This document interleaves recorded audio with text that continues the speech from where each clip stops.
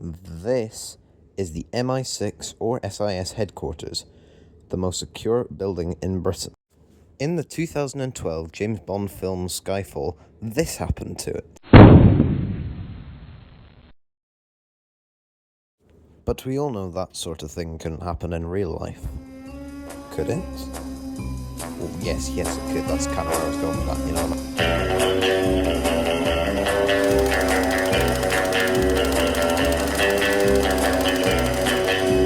A new era has begun in Britain.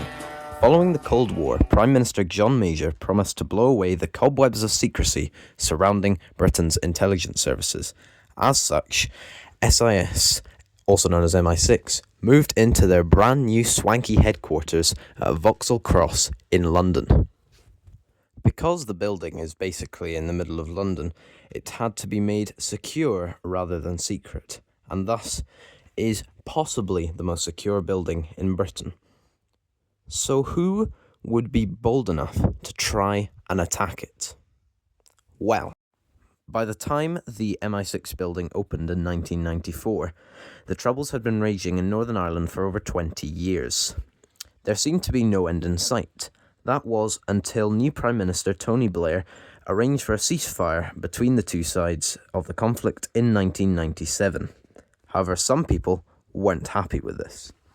Around the time of the Good Friday Agreement in 1998, a splinter group from the Provisional IRA formed, opposed to the ceasefire and new agreement. They called themselves the Real IRA, and they wanted to let the British know that they had not yet fully ended the IRA threat. On the 20th of September in the year 2000, men of the Real IRA positioned on this grassy knoll pointed a rocket launcher at the MI6 headquarters. An explosion rocked the building and a window was damaged, but nothing else. The rocket launcher found at this site was believed to have been smuggled into Ireland from Yugoslavia. The surrounding area was cordoned off for several days and Waterloo Station had all services cancelled. But in the end, no other attacks came. It was a one-off. Thanks to the bomb-proof glass on most of the windows, there was no real damage caused by the incident.